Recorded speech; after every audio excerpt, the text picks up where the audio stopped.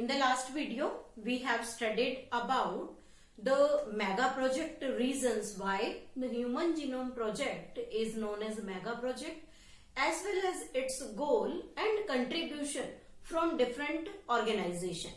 In this part, we will study about non-human genome project. So first of all, we are taking non-human genome project means humans genome के अलावा कौन कौन से different projects पर sequencing की गई, तो उसमें दोनों ही तरह के ऑर्गेनिजम्स हैं, प्लांट्स भी हैं और एनिमल्स भी. So let me take examples. First is Sinor हैबिटिस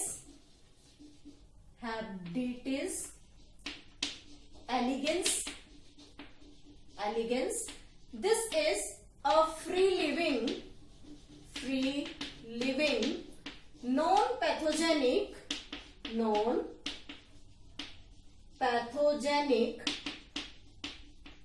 nematode. This is the organism belonging to the Aschelminth, or we can say the roundworm. Second organism we are taking here Drosophila. As you know about this Drosophila, it is also known as fruit fly. This sequence also is known as the non-human genome project. And if we consider the different types of plant, then rice and Arabidopsis. These are the non-human genome project taking from the plant group. So these are the different examples of the non-human genome project. Next, we are considering here methodologies.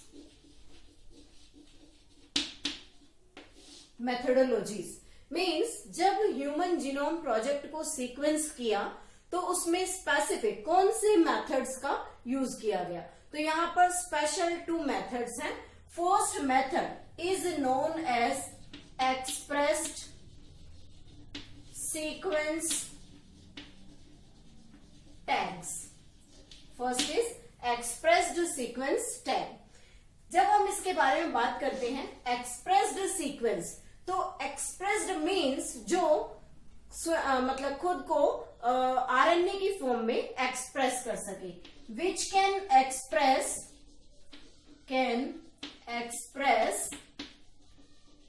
As in the form of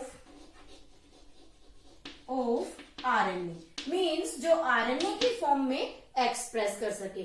अब हम इस topic को connect करते हैं पीछे जब हमने transcription किया था. तो जब हम ट्रांसक्रिप्शन स्टडी कर रहे थे तब हमने एक चीज पढ़ी थी कि ट्रांसक्रिप्शन जब यूकैरियोट्स में पढ़ा जाए तो उसके अंदर एक स्पेसिफिक प्रोसेस है जिसे हम पोस्ट ट्रांसक्रिप्शनल चेंज कहते हैं. और ऐसा क्यों होता है? क्योंकि जब यूकैरियोट में ट्रांसक्रिप्शन होता है तो वहां जिस आरएनए का सिंथेसिस होता है that was the hnRNA. And this hnRNA undergo some processing and become mature to form the mRNA. Clear? Then this hnRNA, when we take this hnRNA, then what will be present here? There is exon as well as intron. Both things are present. When we talk about this exon, these are the expressed part, or we can say it the coding sequence. Means जो क्या करेगा, amino acids के लिए code करेगा and it will helps in the synthesis of the amino acid as well as the protein. लेकिन जब हम इस इंट्रॉन की बात करते हैं then this intron is non-coding sequence. Non-coding means which not code for any type of protein or amino acid. तो जब यहाँ प्रोसेसिंग होती है तो उस प्रोसेसिंग में एक स्पेशल प्रोसेस होता है जिसे हम क्या कहते हैं, splicing. And and this splicing takes place with the help of specific protein molecule which was named spliciosome. Spliciosome. And these spliciosome helps in removal of these introns from hnRNA. Means ये spliceosome in introns को, it means non coding regions को यहां से remove कर देगा. Then these exons means small fragments of the exon get assembled here, और जैसे जैसे exon sequence add होगा it will forms the mRNA. अब यहाँ mRNA बना तो उस mRNA में स्पेशली सिर्फ क्या प्रेजेंट है, exon, और इस exon को ही हम क्या कहते हैं, expressed sequence. And these expressed sequence is the first methodology of Human Genome Project. But the second methodology we are taking here, sequence annotation.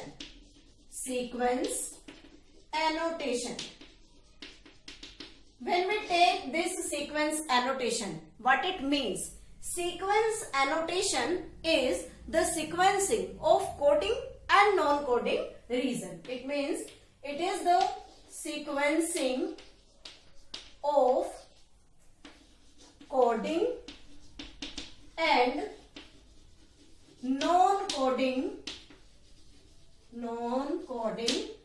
region of whole genome. एक complete genome की coding और non coding दोनों sequencing में help करता है.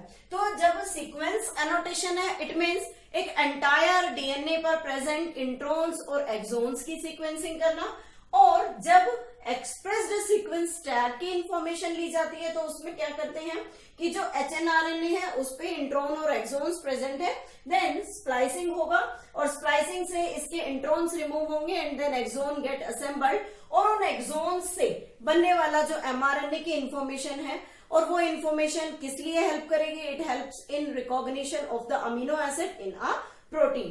This is about the different methodology. अब बात आती है कि इस मेथोडोलॉजी को किस तरीके से हम स्पेसिफिक ह्यूमन जीनोम प्रोजेक्ट की स्टडी में यूज कर सकते हैं. तो सबसे पहले क्या करते हैं, आइसोलेशन ऑफ डीएनए.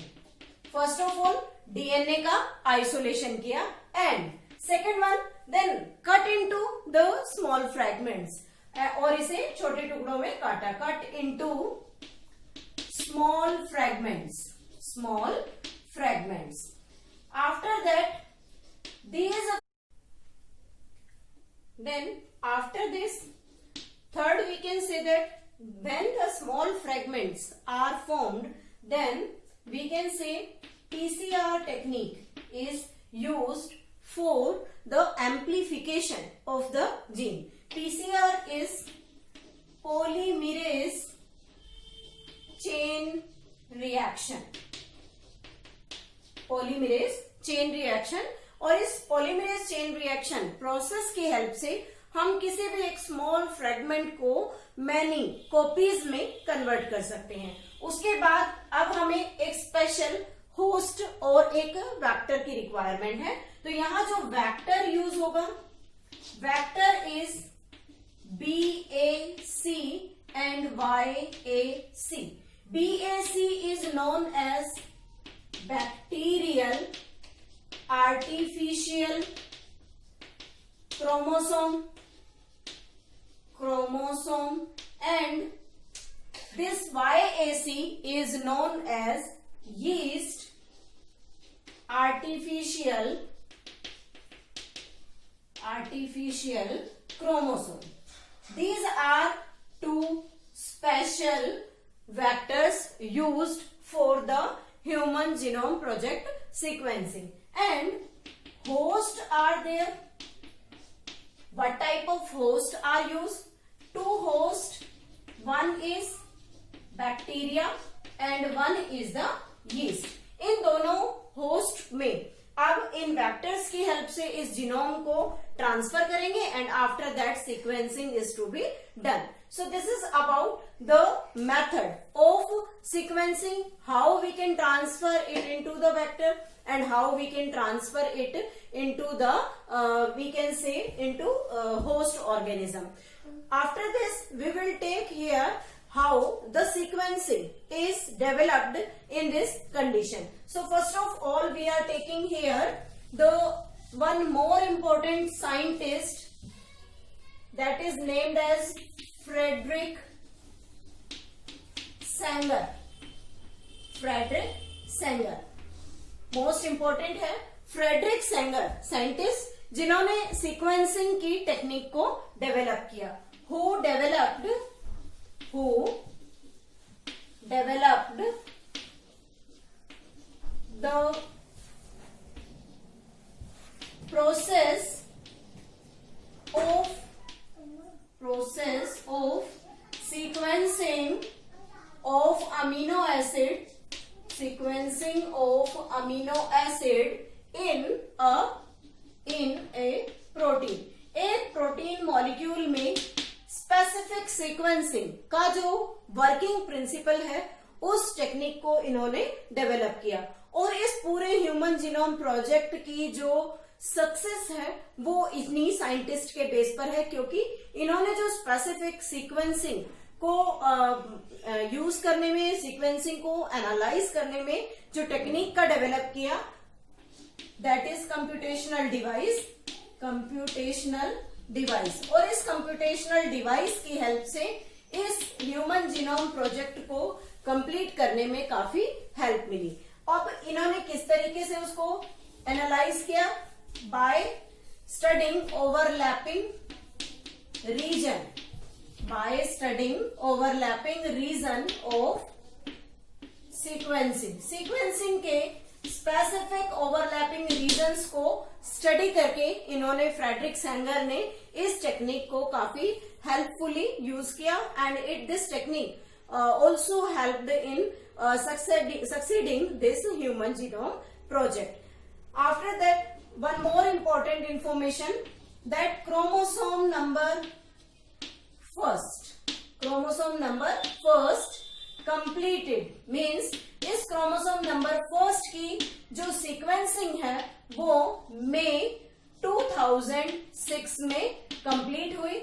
और उसके अलावा जितने भी क्रोमोसोम थे, सेक्स क्रोमोसोम, इधर एक्स वाई, इन सभी की जो सीक्वेंसिंग है वो टाइमली 2003 में कंप्लीट हो गई थी. लेकिन ये जो क्रोमोसोम है, इस क्रोमोसोम की सीक्वेंसिंग अंडर प्रोसेसिंग थी, दैट वाज कंप्लीटेड इन मई 2006. और ये लास्ट क्रोमोसोम था जो सबसे लास्ट में सीक्वेंस किया गया. अदरवाइज सभी क्रोमोसोम्स की सीक्वेंसिंग अप टू 2003 कंप्लीट हो गई थी. After next is the salient feature of the human genome project. Salient feature of HGP means different features को अगर हम डिस्कस करें तो ह्यूमन जीनोम प्रोजेक्ट के डिफरेंट फीचर्स क्या थे. First feature we are taking here total number of nucleotide. Total number of nucleotide is 3164.7. Total जो हम न्यूक्लियोटाइड का कंसीडर करते हैं वो कितने हैं? Approximately 3164.7 nucleotides present in a human genome. Second we can say that the gene count approximately 30,000. लेकिन अगर प्रीवियस स्टडीज पर ध्यान दें तो it will give the information about 80,000 genes are present. But when the human genome sequence human genome project completed, then it analyzed approximately 30,000 genes are present in a human genome. Next we can say that main function of it is the average gene consists of 3,000 base pair means अगर हम average gene को लेकर चले तो उसके अंदर approximately 3000 base pairs present हैं, लेकिन एक important largest gene which is named as dystrophin. This largest gene, dystrophin, consists of approximately 2.4 million base pairs in it. When we talk about the functions of the gene, then after completing the Human Genome Project, it was known to be that less than 50% genes functions are not known. 50% gene functions not known means approximately 2% genes are in functional use. means हमारी body के अंदर जो coding sequence है, जो protein formation के लिए code करता है, that is less than 2% gene codes for protein synthesis. Protein synthesis के लिए लेस देन 2% जीन ही कोड कर पाते हैं.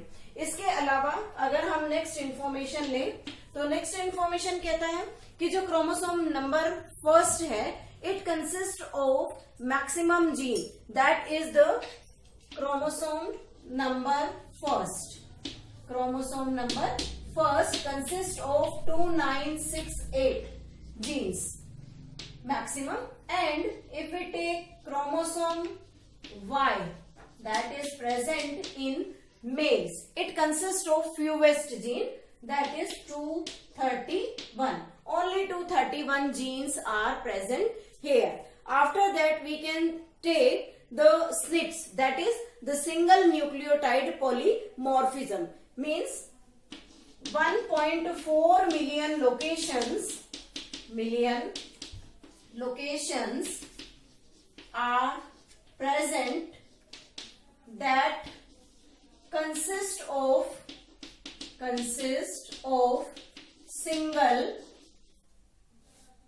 single nucleotide polymorphism. means ऐसी लोकेशंस जो सिंगल न्यूक्लियोटाइड पॉलीमॉर्फिज्म को शो करती हैं. It is known as SNPs और प्रोनाउंस्ड एज SNPs. और इस तरीके की इंफॉर्मेशन भी साइंटिस्ट के थ्रू रिकॉर्ड की गई. Next one is this information processed in helpful in finding the chromosomal location for the disease associated gene. Helps in finding location of chromosomal associated